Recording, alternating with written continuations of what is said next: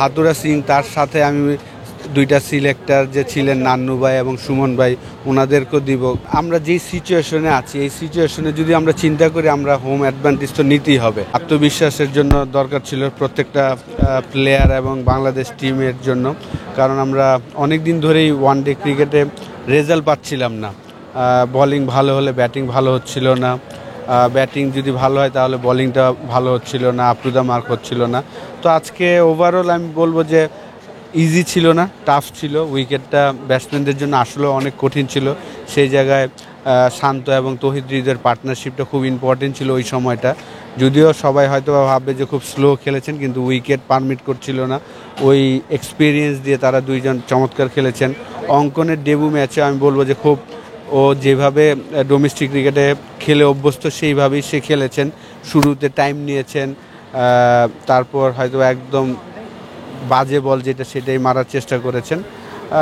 তো ওভারঅল ব্যাটিংও যখন আমরা বোলিং করলাম তখনও কিন্তু একটা প্রেশার তো ছিল। আর্লিতে তারা চমৎকার স্টার্ট পেয়েছিলেন, 50 রান ফর নো লস ছিল।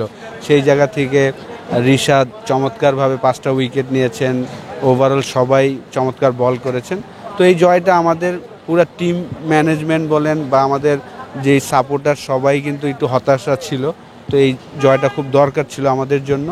আশা করি যে সামনের ম্যাচগুলো আরেকটু স্মার্ট হয়তো বা খেলবো। আমাদের সবার মাইন্ডসেট আপটা যেন এরকমই হয় যে আমরা 65 55 এরকম আর্লিতে যদি আমরা এই স্ট্রাইক রেটে খেলি, শেষের দিকে হয়তো আমরা সেটা কাভার করব।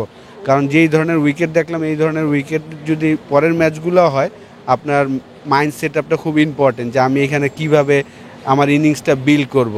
তো আমার মনে হয় যে শান্ত, তৌহিদ হৃদয়, অঙ্কন তারা যেভাবে ইনিংসটা বিল্ড করেছে, পরের ম্যাচে যেন টপ অর্ডার থেকে তারা এইভাবেই চিন্তা করে যে আমি ইনিংসটা বিল্ড করব, তারপরে যত কষ্ট করে রান করতে হবে। আপনি ইজি রান করতে পারবেন, এখানে এক একটা রান করতে আপনাকে প্রচুর হার্ডওয়ার্ক করতে হবে। মিরপুরে তো আসলে এরকম উইকেটই হয়, সব সময় এরকমই হয়। হয়তোবা অন্য সময় আমরা যেটা দেখতাম যে হয়তোবা আপনার ঘাস দেওয়া থাকতো, আলগা ঘাস ছিটানো হতো। এবার উইকেটে কোনো ঘাস দেওয়া হয়নি বলেই কালারটা এত ব্ল্যাক লেগেছে।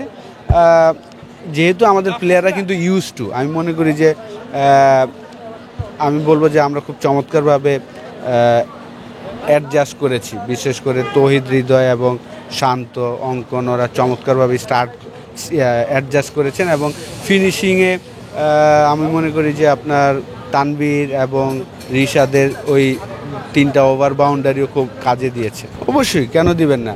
হাতুড়া সিং তার সাথে আমি দুইটা সিলেক্টর যে ছিলেন নান্নু ভাই এবং সুমন ভাই ওনাদেরকেও দিব, কারণ ওনারা ওই সময় তাকে ব্যাক করেছেন।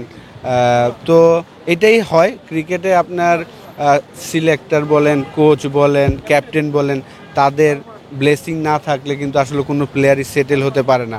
তো হাতুড়া সিংয়ের একটা ব্লেসিং ছিল, ওই সময় সিলেক্টরদের একটা ব্লেসিং ছিল যে না আমরা তাকে ব্যাক করব, সেই কাজটাই হয়েছে। এবং ডে বাই ডে সে T20-তে রেগুলার পারফর্ম করতো, এখন ওয়ানডে ক্রিকেটেও সে পারফর্ম করছে। প্রত্যেকটা প্লেয়ার যাদেরকেই সুযোগ দেওয়া হয় তারা যদি পারফর্ম করে তখন আসলে কাজটা সহজ হয়ে যায় সিলেকশন করাটা। আমরা যেই সিচুয়েশনে আছি এই সিচুয়েশনে যদি আমরা চিন্তা করি আমরা হোম অ্যাডভান্টেজ তো নিতেই হবে, কারণ আমরা এমন একটা সিচুয়েশনে আছি যে আমরা এখন টেবিলের 10 নম্বর টিম হিসাবে আছি। যদিও আমাদের ওয়ার্ল্ড কাপ খেলতে হয়, আমাদের 9 নম্বর টিমে যেতে হবে।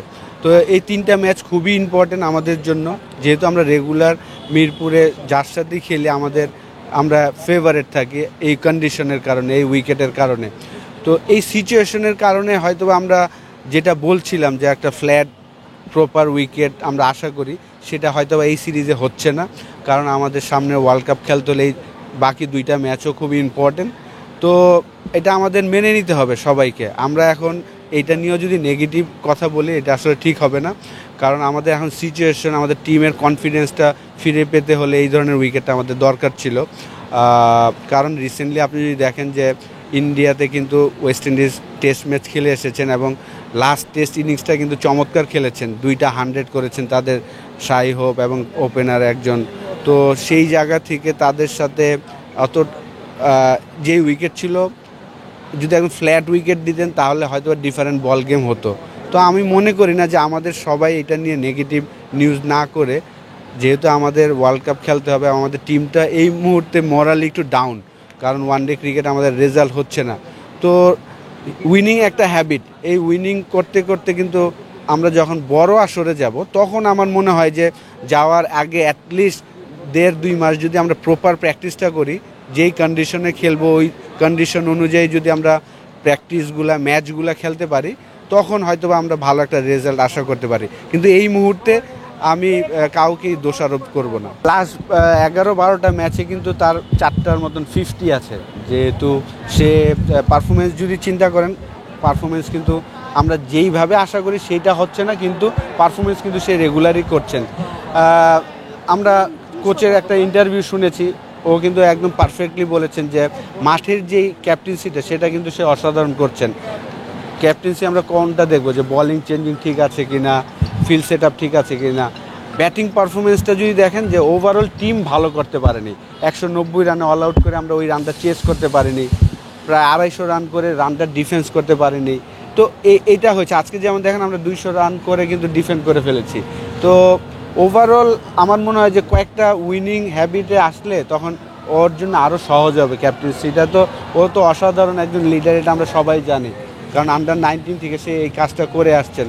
ফিউচারে যে সে বাংলাদেশকে লিড করবে এটা আমরা সবাই জানি। আর যেহেতু আমাদের সিনিয়র অনেকগুলো প্লেয়ার, মাহমুদুল্লাহ সরে গিয়েছেন, মুশফিক সরে গিয়েছেন, তো এই দুইটা ক্রিকেটার সরে যাওয়ার পরে কিন্তু যারা আসছেন ওইভাবে পারফর্ম করছে না। তো আমাদের সবাইকে একটু সময়ও দিতে হবে, এটা আমাদের একটু ধৈর্য ধরতে হবে।